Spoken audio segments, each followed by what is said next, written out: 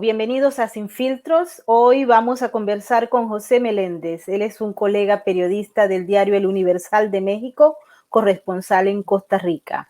¿Qué vamos a hablar con José Meléndez?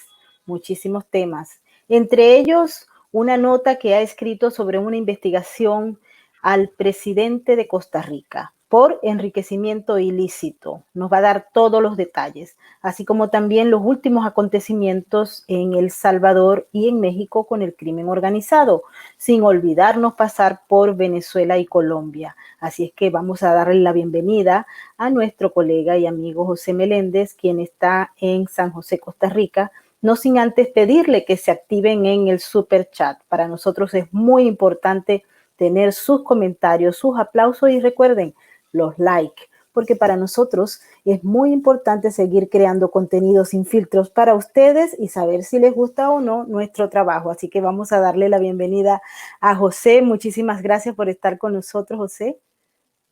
Muy buenas tardes, aquí en una jornada lloviendo fuerte en San José de Costa Rica, el típico de la temporada de invierno, y aquí a tus órdenes ya para conversar de todos estos temas que como corresponsal en América Latina pues estoy trabajando con total frecuencia y con mucha intensidad, más ahora en una época como la que estamos viviendo a propósito de la pandemia del coronavirus.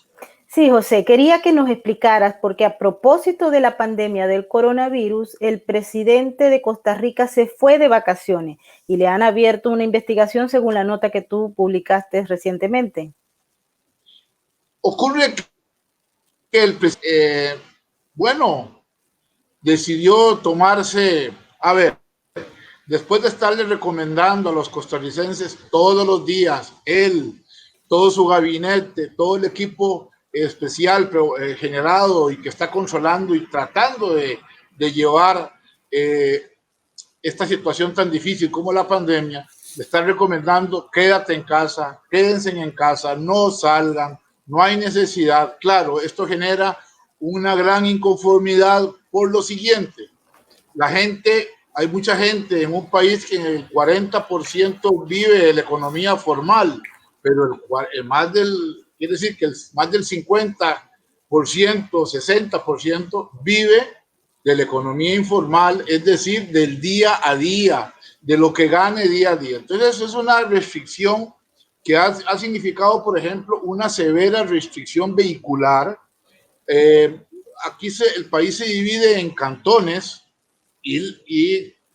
ok, en lo que se conocen como estados, aquí son provincias y cada provincia tiene un determinado número de cantones. Ok, pero entonces hay cantones que son naranja por la crisis, porque hay más casos de coronavirus, y hay otros cantones que son amarillos. Entonces, el problema es que aunque los dos cantones estén a la par, si tu carro termina en matrícula, el último número de la matrícula de tu carro es 2, no puedes pasar al cantón que esté en amarillo porque en ese cantón es prohibido que circule la placa 2. Es decir, hay una situación muy estricta de control y hay una palabra de por medio, sacrificio. El desempleo era del 8% en mayo del 2018 cuando el presidente Carlos Alvarado asumió el poder. Hoy es del 24% y hay más de 600,000 costarricenses sin trabajo y con un dato clave, 300,000 de estos 600,000 aproximadamente se han sumado en época de pandemia, en época de este sacrificio que el presidente Alvarado le está pidiendo a los costarricenses, quédate en casa, no salga. Bueno, decidió irse de vacaciones del viernes 7 al lunes 10, viajar en helicóptero a un hotel que estaba cerrado precisamente porque como el país ha cerrado fronteras a propósito de la crisis del coronavirus, entonces los hoteles están cerrados, sin turistas no hay hoteles. Y además con todas estas situaciones internas, el turismo local también está afectado. Bueno, el presidente se fue para una zona que se llama Punta Islita, en el occidente del país, frente al mar Pacífico, una zona realmente paradisíaca, un hotel de lujo, y se fue con su ministro de contacto con la empresa privada, un ministro de enlace con la empresa privada. El hijo de este ministro es el presidente del hotel. El hotel está cerrado, lo abren solo para que el presidente, su esposa y su hijo lleguen. Bueno, viajan en helicóptero, van y vienen, se van un viernes, regresan un lunes y el domingo empieza a circular que el presidente se fue de vacaciones. Es decir, que mientras todos los costarricenses tratando de respetar el quédate en casa, el no salgas, el cuídate porque la situación del coronavirus en Costa Rica está subiendo permanentemente, surge este problema y empiezan a dar facturas, y es donde sale el tema del enriquecimiento ilícito. Empiezan a presentar facturas supuestamente emitidas por el hotel, por la empresa propietaria de los helicópteros, y empiezan a surgir las contradicciones. Una de las empresas que rentó helicóptero no está autorizada para el comercio del transporte aéreo. Está autorizada para hacer para moverse de un punto a otro, pero no para cobrar el transporte aéreo. La empresa hotelera emitió facturas sin cobrar los nuevos impuestos que el presidente de la República pidió al Congreso de este país que se aprueben para generar más ingresos al fisco y a la vez tratar de solventar el problema severo del déficit fiscal, que es muy grave aquí en Costa Rica, más del 9% se prevé. Entonces, mientras a los costarricenses se les prohíbe viajar, se les pide no salir, se les pone una serie, el presidente hace una cuestión que tiene derecho a tomar vacaciones. Eso no se está discutiendo. Lo que se está discutiendo es lo siguiente: ¿quién pagó realmente ese paseo? ¿Su ministro o una empresa privada? ¿A cambio de qué? Entonces, inmediatamente, de oficio, la Fiscalía General de la República, que aquí es el Ministerio Público, interviene y de oficio abre una investigación. Aclaro, es una investigación, e insisto, que no es todavía que el presidente está acusado, sino que está siendo investigado por enriquecimiento ilícito. Una ley anticorrupción que el mismo presidente, siendo él asistente legislativo, el partido de gobierno, el Partido de Acción Ciudadana, que es el actual partido de gobierno, promovió, impulsó, precisamente para evitar el tráfico de influencias. Maybor, sabemos que el tráfico de influencias compra voluntades, compra favores, privilegios, contratos. El negocio de Odebrecht en América Latina ha dado mucho de qué hablar. Hay un gran escándalo en México precisamente por el tráfico de influencias. Bueno, así es. Esta ley prohíbe este tipo de dádivas, de donaciones a funcionarios públicos, porque puede prestarse para favores políticos. Entonces, ¿a cambio de qué? Bueno, esto coincide en un escenario que precisamente este miércoles 19 de agosto han salido encuestas en donde se revela un profundo deterioro de la popularidad del presidente. Es decir, la crisis, porque se generó, o sea, lo que terminó, lo que empezó siendo organizado como un simple paseo de placer, terminó provocando una crisis de deterioro, una turbulencia política, un nuevo escándalo. Todavía siguen sacando nuevas facturas, tratando de justificar un paseo, lo que era un simple paseo familiar. Entonces, si el presidente de la República no es capaz de organizar un paseo de 3 días, ¿cómo va a ser capaz? Eso es lo que se pregunta y ese es el gran debate en Costa Rica. ¿Cómo va a ser capaz de organizar, planear, planificar la reactivación económica de este país durante y después de la pandemia? Entonces, esto coincide con otros casos. El presidente está siendo investigado este año también por el Ministerio Público se descubrió que en la presidencia de la República estaba funcionando una unidad de espionaje. Le quieren decir análisis de datos, revisión de...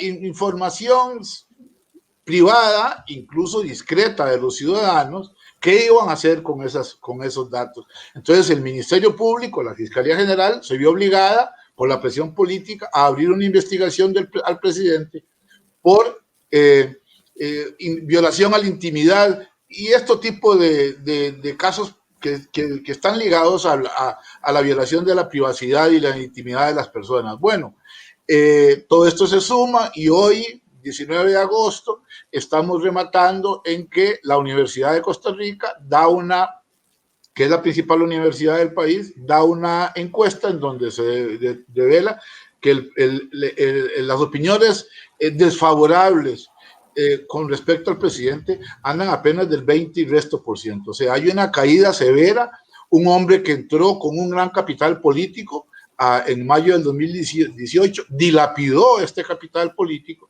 y hoy está realmente en contra de la pared.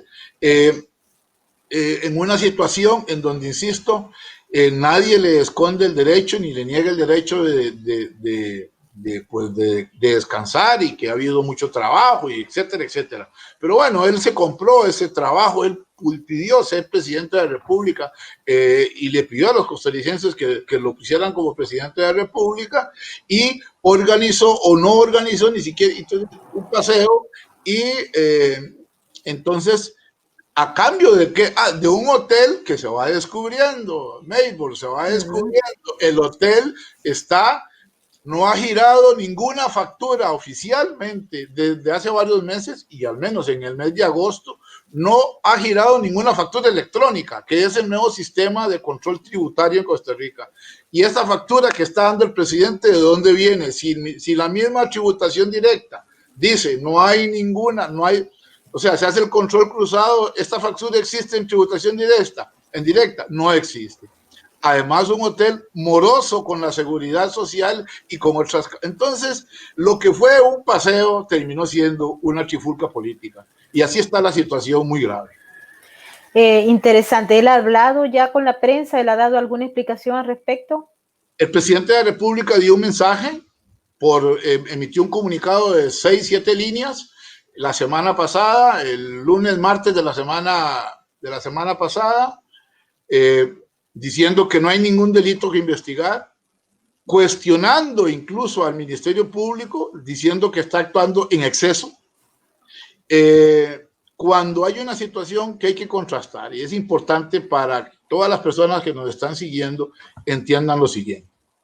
El Partido Acción Ciudadana, que es el partido de gobierno, nació a partir de un factor clave, la lucha contra la corrupción.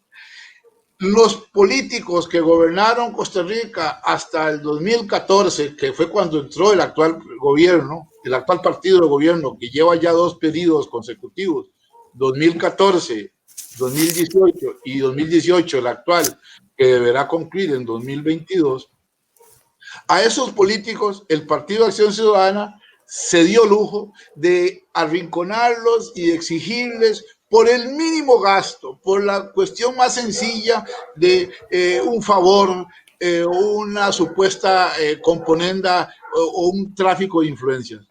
Entonces, la misma receta que aplicó el Partido Acción Ciudadana no quiere ahora que se le apliquen cuando está en el gobierno.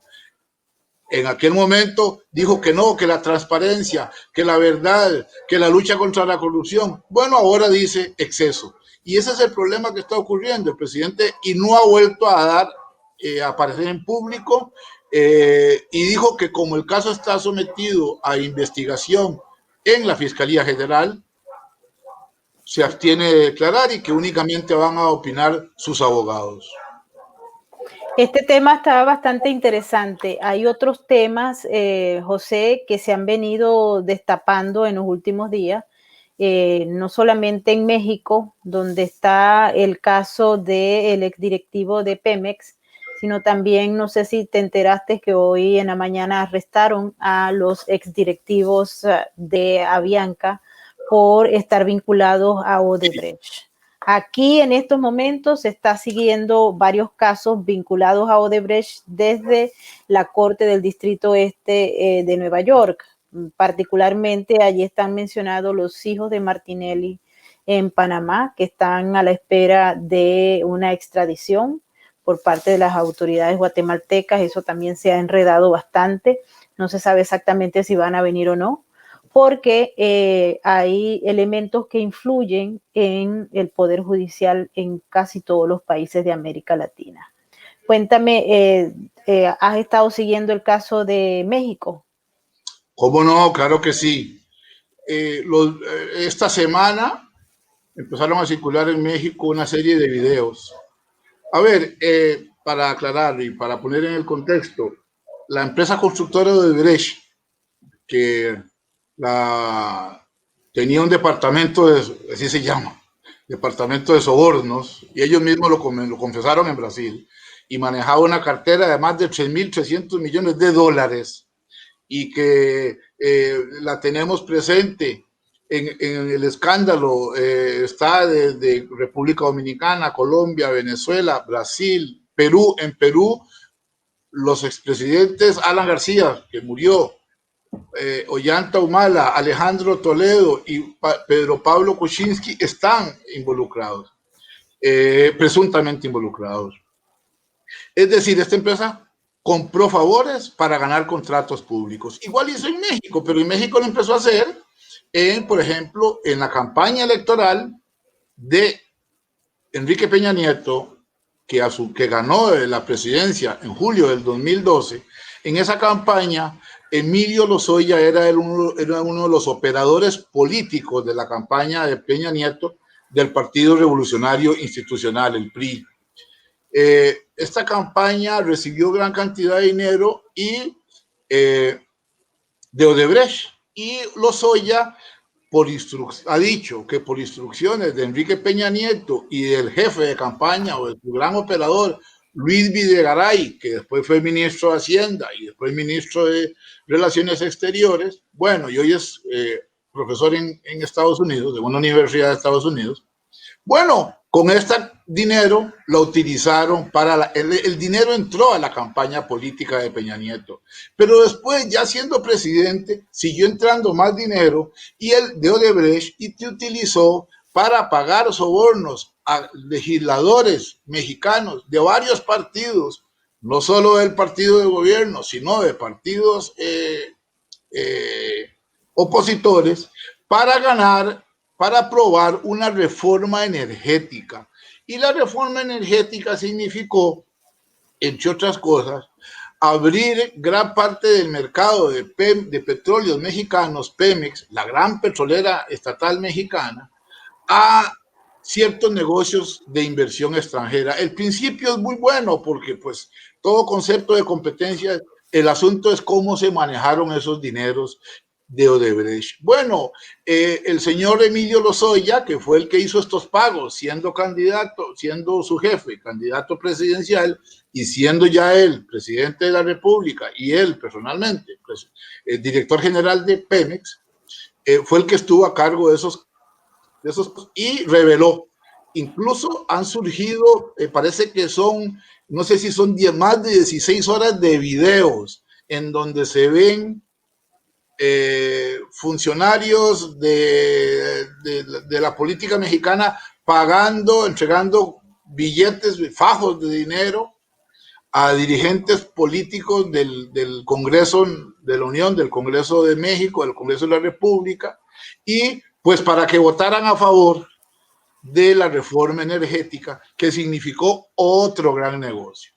Es decir, se están destapando los negocios, ya el nombre de Peña Nieto suena muy fuerte, pero por el momento los que han salido más involucrados han sido legisladores del Partido Acción Nacional, el PAN, el partido que llevó a la presidencia a Vicente Fox del 2000 al 2006 y a Felipe Calderón del 2006 al 2012.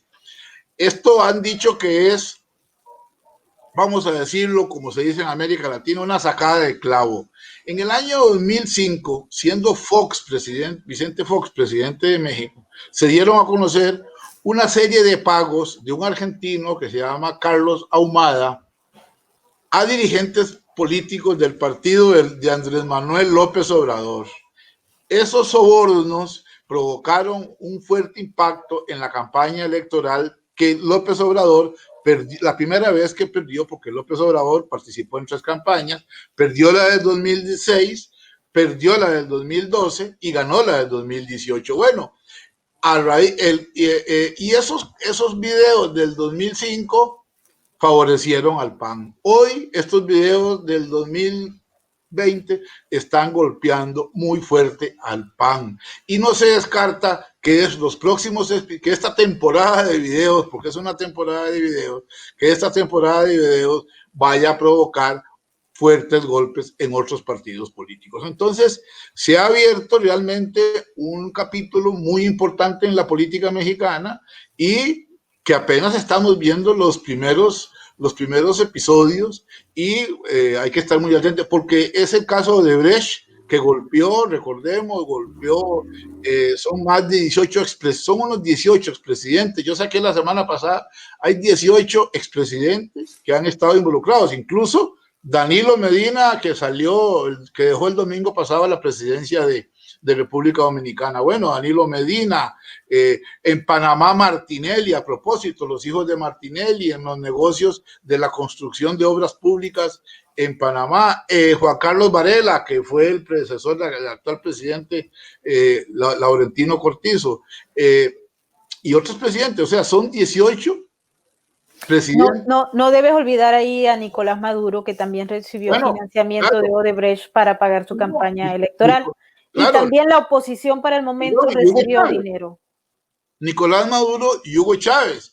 Y remitámonos también, en la lista están Manuel Zelaya, en Honduras, Roberto Micheletti, que fue el que participó en la caída en el golpe contra Zelaya, y el sucesor de ellos, que fue Porfirio Lobo, cuyo hijo está preso por Fabio Lobo está preso por narcotráfico en Estados Unidos, y que es todo ese escándalo que llegó a involucrar a otros grandes personajes de la política hondureña. Es decir, el ventilador de la corrupción golpeó y ahora está golpeando en el sentido contrario de que se están desnudando severas situaciones. Son muchos presidentes, de verdad que la lista de presidentes es importante. Mauricio Macri en Argentina. Bueno, obviamente que Luis Ignacio Lula da Silva y Dilma Rousseff, que el caso, la gran operación Lavallato, ¿verdad? Entonces, Maybor, estamos... Y en Colombia también estaban. Bueno, en Colombia, Juan Manuel Santos, el financiamiento de la campaña de Juan Manuel Santos, y es un asunto que se sigue investigando y que Maybor sabemos que esto es muy grave. Es extremadamente grave. También es grave, José, ese acercamiento que se ha dado con algunos jefes de Estado y organizaciones criminales, porque esto habla de toda la trayectoria que ha tenido esa delincuencia organizada con la integración de la política. En el caso mexicano se ha venido criticando abiertamente que el presidente Andrés Manuel López Obrador ha tenido sus relaciones, ha tenido o ha sido blando con esa lucha contra el crimen organizado, contra los carteles. Todo el mundo recuerda esas escenas de Culiacán en el que el hijo del Chapo Guzmán prácticamente dominó y puso de rodillas al gobierno y se dio por protección de la población, pero también por la debilidad institucional en la que están cayendo. Esto está caminando a pasos agigantados. Lo que estamos viendo en el caso de, voy a hacer un pequeño corchete. Hoy entrevistaba a una dirigente de asuntos migratorios de Honduras y me decía, es que estas no son redes de crimen organizado, son redes de crimen autorizado y articulado por los sectores del poder político. Y que al final de cuentas, bueno, tienen el título de crimen organizado. Es la penetración tan fuerte de las mafias en los estratos del poder. Bueno, se ha estado hablando en los últimos 15 días en México, que México estuvo a punto de llegar a ser un narcoestado por el involucramiento, digamos, en el gobierno de Felipe Calderón, de su secretario de Seguridad Pública, García Luna, ahora preso en Estados Unidos, en componendas con el cartel de Sinaloa y en particular con el Chapo Guzmán. Ahora vimos hace poco que, bueno, López Obrador saludando a la madre del Chapo Guzmán, la señora tiene todo el derecho de que la salude el presidente, pero lo más lamentable es que otras madres mexicanas lo han buscado y el presidente López Obrador se han negado a recibirlas. Madres víctimas de diferentes situaciones de la violencia y de la injusticia que persiste en México. Entonces, son comparaciones que se están haciendo. El caso de decir que México estuvo a punto de convertirse en un estado fallido, un narcoestado, sigue siendo ataques al Partido Acción Nacional, porque fue en el Partido Acción Nacional, en el gobierno de, de Felipe Calderón, que se registraron los rangos elevadísimos de violencia. La guerra contra el narcotráfico empezó en el sexenio de Felipe Calderón, en enero del 2007, y en fin, lo que ha habido es una matanza, una masacre realmente, y ahí están involucrados muchos sectores políticos que lo que hacen es realmente convivir, abrirle las puertas y darle pasaportes me refiero en el sentido figurado, darles, cobrar un peaje, para decirlo de otra manera, a las mafias del narcotráfico. Y ahí vemos también cómo estas mafias permean y golpean en Centroamérica. El asunto del involucramiento, por ejemplo, volvamos a Honduras, el involucramiento, porque así es el espíritu de tu pregunta, el involucramiento en el gobierno de los dirigentes políticos hondureños con el narcotráfico es severo. Un hermano del presidente de Honduras está preso en Estados Unidos por narcotráfico. El presidente de Honduras, Juan Orlando Hernández, ha sido señalado directa y reiteradamente de haber recibido dinero del narcotráfico para sus campañas electorales. Claro, José, yo tuve oportunidad de cubrir el juicio de Tony Hernández y allí mismo pudimos observar cómo los fiscales señalaban que el actual presidente de Honduras, Juan Orlando Hernández, recibió dinero proveniente del cartel de Sinaloa, y de hecho se describió allí una reunión donde el mismo Joaquín El Chapo Guzmán sacaba bolsas de dinero de su camioneta para hacerle entrega para que pudiesen pagar la campaña electoral. Una no presidente, sino cuando eran candidatos a diputados, y posteriormente la de la presidencia doble, porque él fue reelegido. Claro, porque además hay un famoso dirigente político del partido de gobierno, del Partido Nacional en Honduras, de la zona occidental del país, fronteriza con Guatemala. Ser frontera con Guatemala en ese país es un puesto clave porque es un pasadizo, es un punto de paso de la droga que viene del sur hacia el norte de América. Y este hombre fue el que se menciona como el que confesó en Estados Unidos.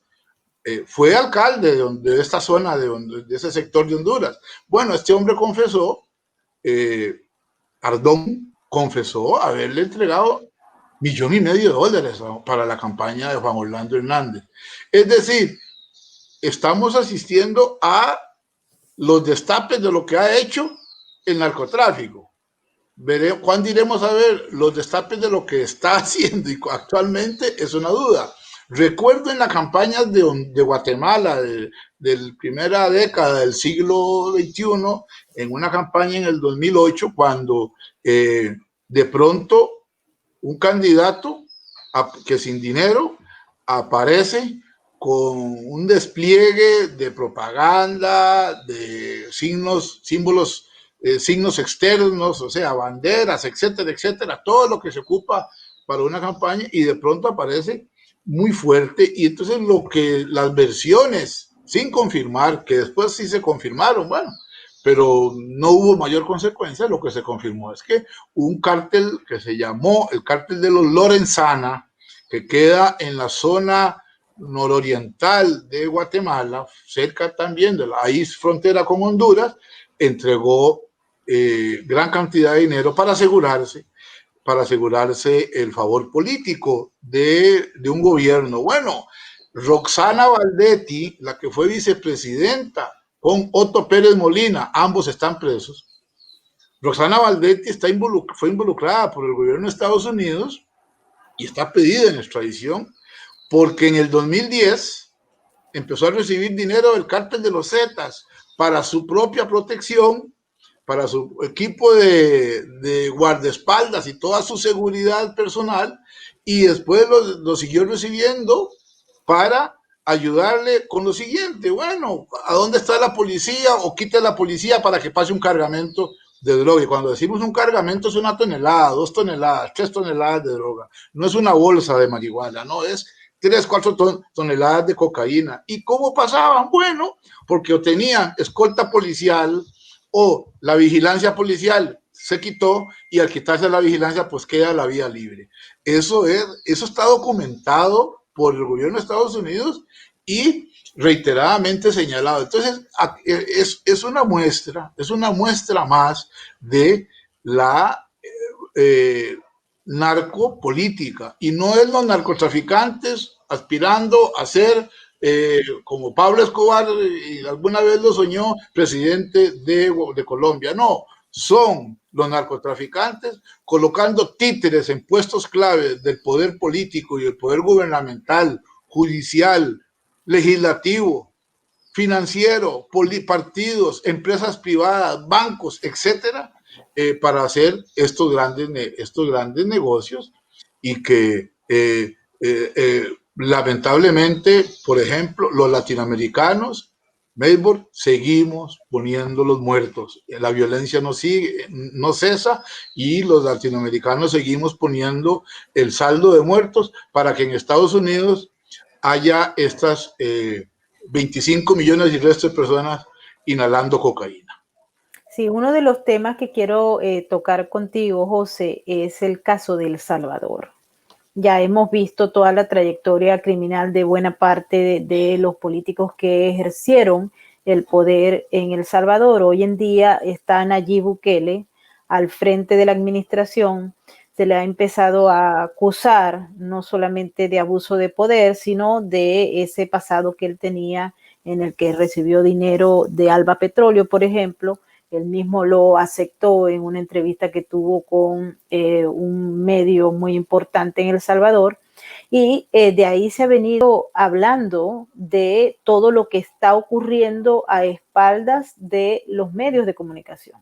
Es decir, que pareciera que hay un Nayib Bukele super nice afuera, tomándose fotos, el millennial, y por dentro hay un movimiento que ya se escuchan las denuncias en baja voz de lo que está ocurriendo. Tú conoces muy bien el tema de El Salvador. Quisiera que me ampliara sobre este aspecto en particular. Hay dos factores fundamentales: populismo y decirle lo que la gente quiere oír. Las encuestas más recientes que he conocido hablan de que el gobierno tiene un respaldo, y particularmente la figura de Nayib Bukele, un respaldo de más del 90%. Las elecciones legislativas de medio periodo en El Salvador están programadas para los primeros 2 meses del próximo año. Vamos a decir que a marzo, por algún atraso a causa de la pandemia, que vos sabés que, y todos ustedes saben, que la pandemia ha provocado una alteración del calendario electoral de América Latina. Bolivia es un caso de eso. Bueno, ¿por qué digo que populismo y oír lo que la gente quiere que le digan, o decir lo que la gente quiere que le digan? Bueno, porque la gente en El Salvador está hastiada, obstinada del mismo discurso de la izquierda y de la derecha.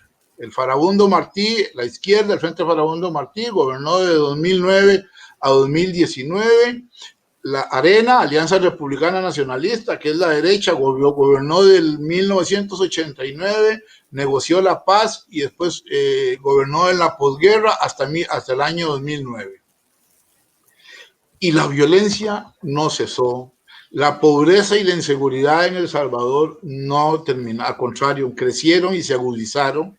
Los datos de la violencia ahora es que se ve más oculta, porque tal vez eso en algún se puede decir que menos visible, pero el hecho de que sea menos visible no significa que no exista. Entonces, empieza a haber un cansancio. Empieza a haber un cansancio muy rápido porque Nayib Bukele asumió en junio de 2019, junio de 2000, y ya lleva un año y resto, y el deterioro, no es que haya deterioro, insisto, hay una creciente o sostenida popularidad, pero ya empiezan a surgir esas voces que empiezan a encontrar nepotismo, negocios de familiares de Nayib Bukele con dinero del Estado, empiezan a encontrar errores graves, errores muy graves con algunas compras de urgencia, compras rápidas que han surgido a propósito de la pandemia, y empiezan a surgir esos factores de que están dentro de Palacio, que el millennial o el muchacho este que lucha, aparenta ser muy simpático, pero que tiene unos símbolos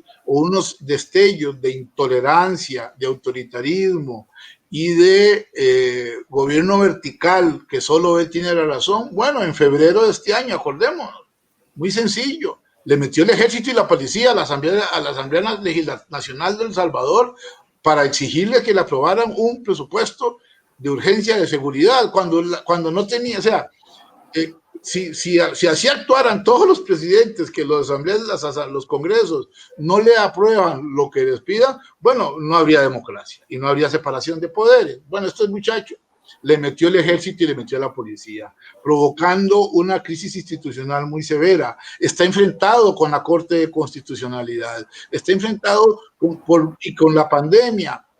La pandemia ha provocado, por ejemplo, que las restricciones produzcan serios abusos a los derechos humanos. A José Meléndez se le encuentran caminando a cierta hora por la calle San Salvador, y en lugar de pedirle que se retire y que se regrese a su casa, lo que recibe es una golpiza y una apaleada de las fuerzas de seguridad. Ya hay muchos casos documentados al respecto de violaciones a los derechos humanos. Es decir, la careta se empieza a caer, y en un país con una situación permanente de violencia, inseguridad en las calles. Las maras, las pandillas, las Salvatruchi y las 18 más poderosas de Centroamérica están en El Salvador. Yo siempre he tenido la información de que el Triángulo del Norte, el control de las pandillas, Salvatrucha y 18 para el Triángulo del Norte, está en El Salvador, y que de ahí ellos despachan o atienden o rinden cuentas a sus jefes en Chicago y Los Ángeles, y que son los puntos cruciales de las maras en 35 o 36 estados de Estados Unidos. La migración ahora ha cesado porque las fronteras están cerradas, pero el fenómeno migratorio está ahí como latente, a la espera de que la primera puerta que abran sale corriendo. Es decir, muy grave. Extremadamente grave. Hubo un acuerdo entre esas organizaciones criminales, las maras, y el presidente, o el presidente logró eliminar, porque él había cantado que tenía criminalidad cero hace unos meses, creo que antes de la pandemia. Sí, esos datos hay que verlos con lupa y revisarlos con bisturí y someterlos a la prueba del ácido. Me consta, porque estuve varios meses en El Salvador investigando la tal tregua que se dio en el año 2012, 2013, y bueno, de aparecer 15, 20, 30 cadáveres al día en las calles de El Salvador, de pronto solo aparecían 2. Y entonces, bueno, decían, qué bien, la tregua está dando resultados, no hay tantos muertos, ojalá se llegara a 0.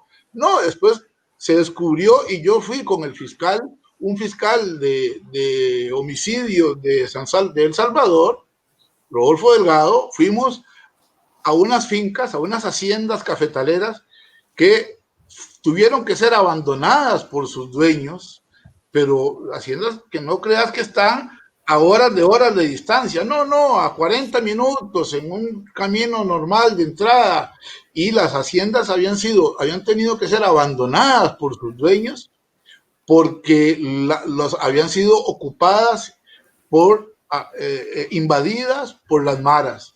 y convertidos en las zonas esas en cementerios clandestinos. Entonces los cadáveres que no aparecían en las calles, no era que no había cadáveres, ni que se fueron caminando los cadáveres voluntariamente para el cementerio, no, no, los cadáveres se los llevaban a los cementerios clandestinos en las afueras de El Salvador, y la misma cifra, la cantidad de cadáveres hallados en fosas comunes clandestinas,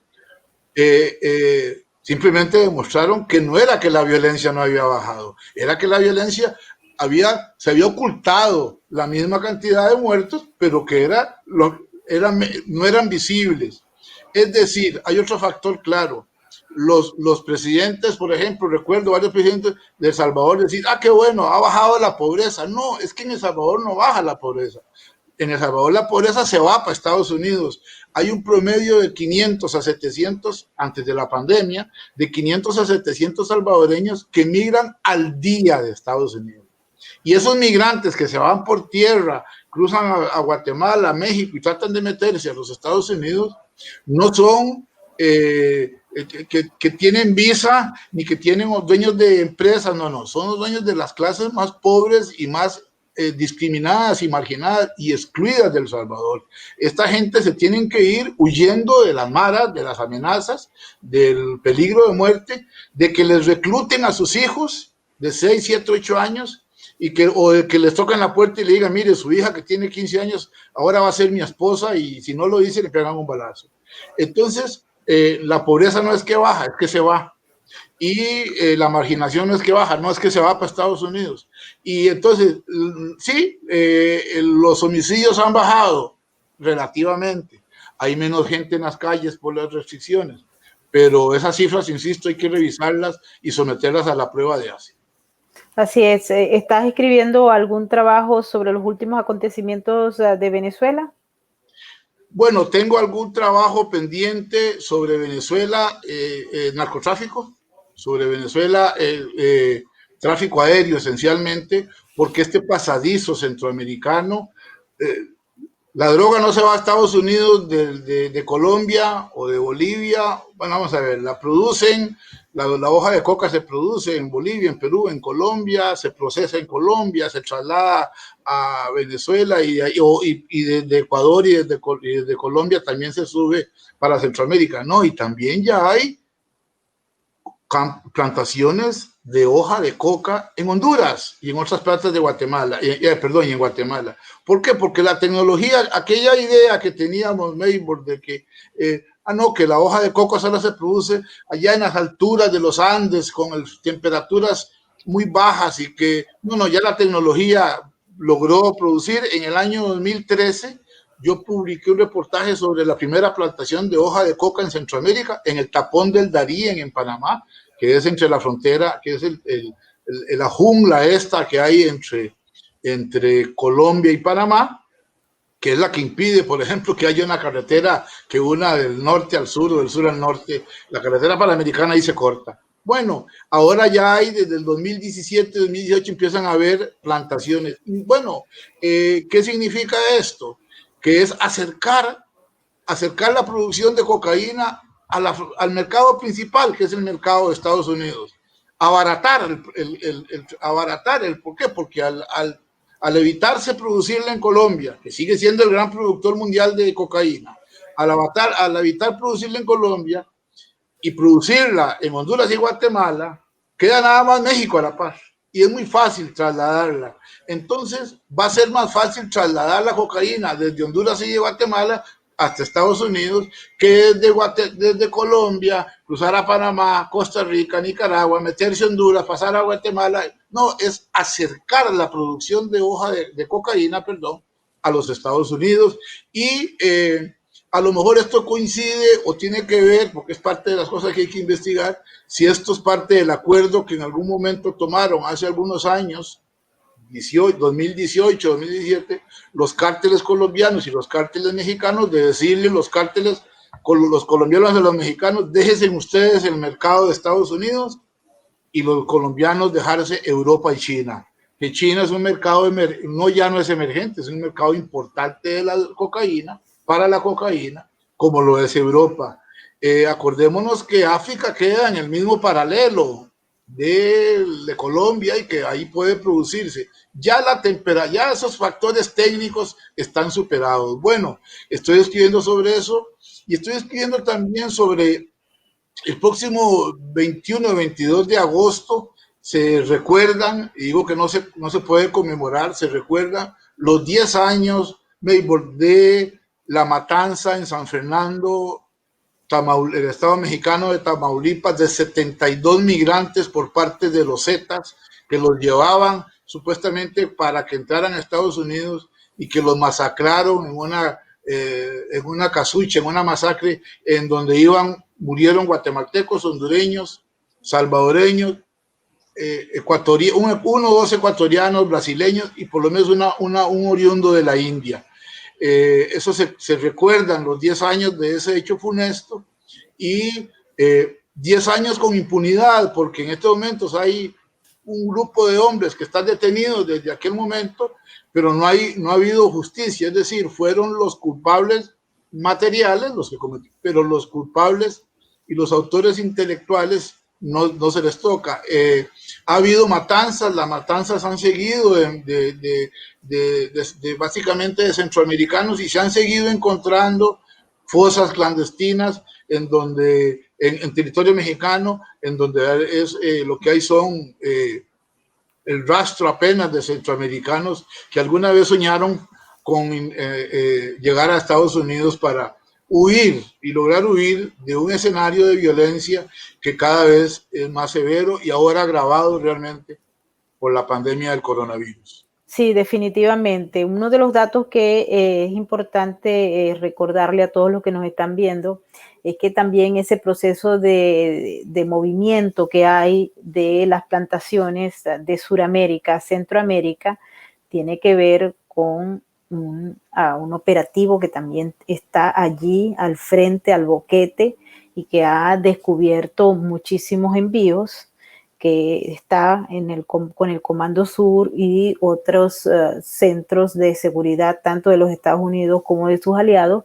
y eso hace que los carteles cambien la estrategia para evitar perder la mercancía y adicionalmente a ello por el problema que tienen con los vuelos. Tú has visto todas estas avionetas cargadas de cocaína que se han caído en los últimos meses.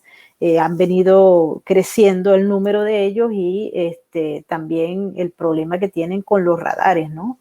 Así es que todo se les está complicando, pero el crimen organizado es muy rápido para tomar decisiones y lograr sus objetivos.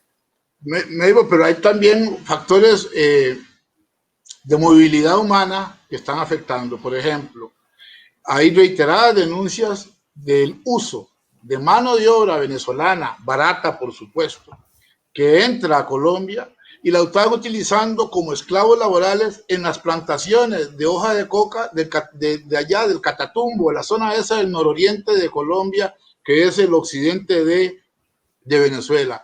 Es decir, venezolanos, hombres y mujeres utilizados como esclavos laborales para trabajar en las siembras de hoja de coca y en la producción de la cocaína, para después de ahí salen los vuelos y ahí salen los cargamentos, las lanchas, etcétera, con la cocaína que va a los grandes mercados. O sea, es una situación realmente grave, aprovechándose de la situación de dolor y de drama que están sufriendo los migrantes venezolanos que se aceptan involucrarse y no se ven más que otra cosa que aceptar, obligados a involucrarse en ese tipo de operaciones, porque si no, no comen, porque si no quedan relegados y se mueren en alguna calle o aparecen ahí tirados en alguna calle o algún parque o en algún sitio perdido o en una trocha entre Colombia y Venezuela. Ese es un tema muy grave.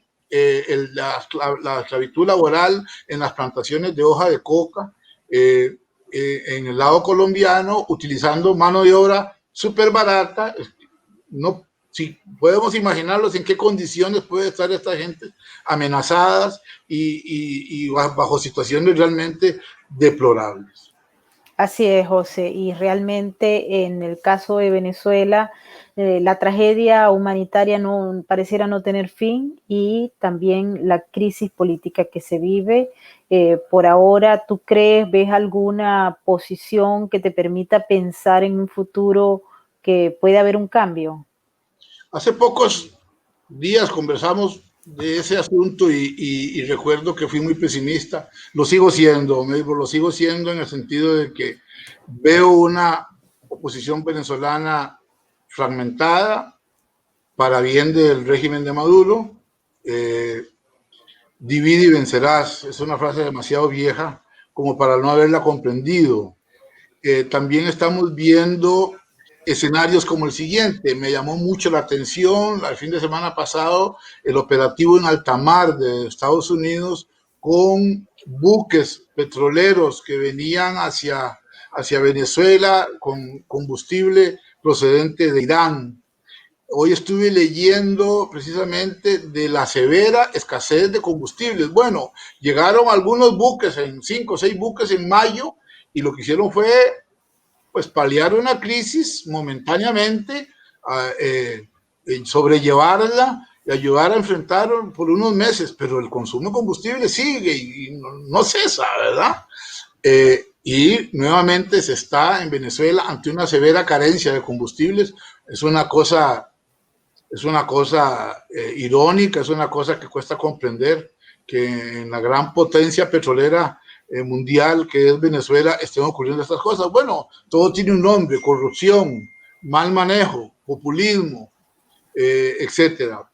Y vos, que mejor que nadie, puedes conocer muchos términos para ponerle y para bautizarlos y decir qué es lo que pasa. Ok, entonces vemos el tema Uribe es muy sensible. El tema Uribe, el arresto domiciliario de Álvaro Uribe, no es cosa menor, y eso tiene que ver en el escenario político regional. Yo mañana publico en este jueves 20, publico en el periódico El Universal de México dos textos.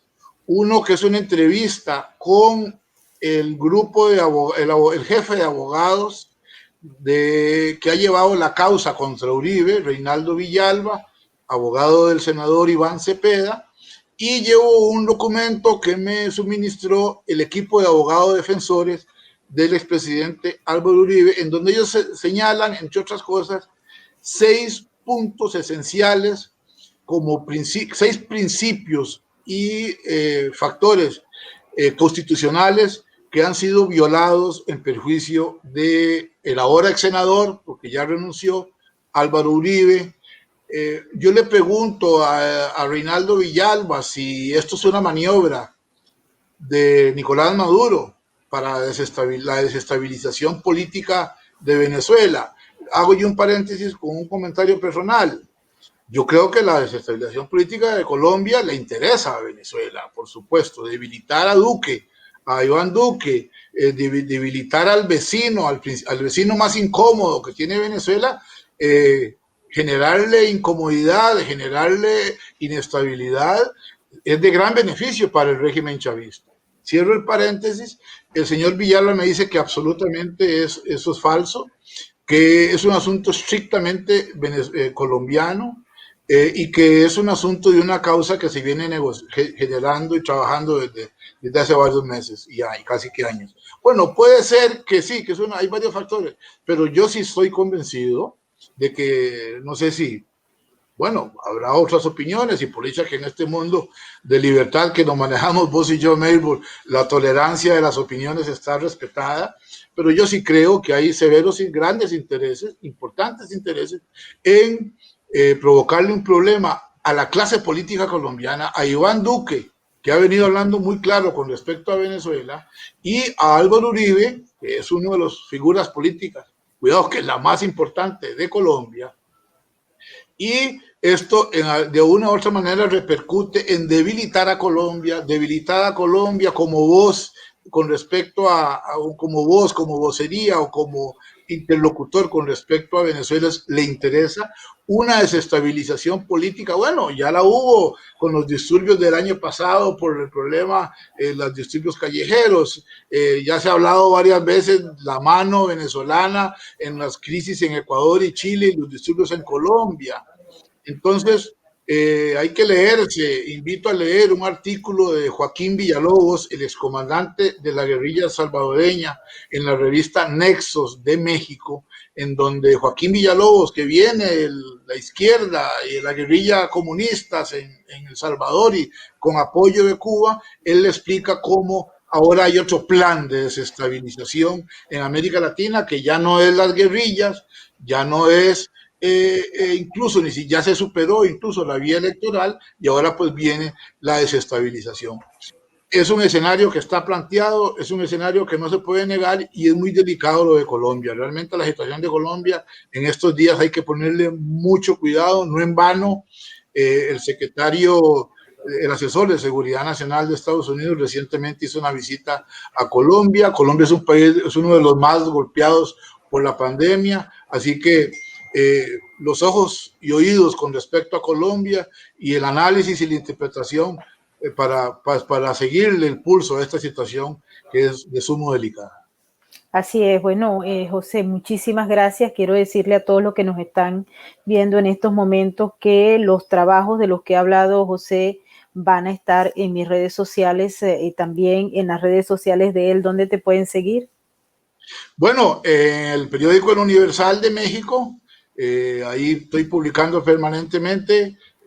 Mis redes sociales, pues me buscan como José Meléndez y El Universal de México. Yo soy corresponsal para América Latina y siempre le estoy compartiendo a Maybol, le estoy compartiendo pues para que ella también los reproduzca y los reenvíe, los comparta con sus centenares de miles de seguidores y además porque esta comunicación que nos permite esta sopa tecnológica, esta posibilidad que tenemos, ¿verdad? Porque esto es una sopa tecnológica, y ahora que a esta sopa tecnológica le han caído unas gotas preocupantes de tipejo que se llama coronavirus, porque es un tipejo, COVID-19, la ha afectado. Entonces, una forma de comunicación humana, rescatarla, más que rescatarla, pues fortalecerla, es todo esto para que nadie deje de estar enterado realmente de los escenarios tan sensibles que se están viviendo en América Latina y pues por supuesto, América Latina y el Caribe, y con un factor fundamental, se acercan las elecciones de Estados Unidos, que cuando en Estados Unidos llueve, en América Latina a veces hay huracanes. Así es. Bueno, José, muchísimas gracias y seguro que te vamos a traer nuevamente a Sin Filtros. Estoy segura que la gente está muy contenta con toda esta información que tú has suministrado. Con muchísimo gusto, Maybol. Aquí estamos a tus órdenes y un saludo a todas las personas que han tenido pues la bondad de ponernos atención en este rato que hemos conversado de una manera con la tolerancia como fundamental, como factor fundamental. Muy buenos días, buenas tardes. Así es, y bueno, y a todos ustedes, muchísimas gracias por haber participado en nuestro super chat. Para nosotros es muy importante todos sus comentarios. Recuerden dejarnos los like y también los invitamos a pasar por nuestra cuenta de patreon.com/Venezuela Política.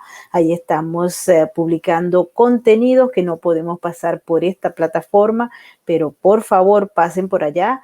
Hoy tuvimos una conversación con un médico que dio información importante de lo que está ocurriendo en estos momentos.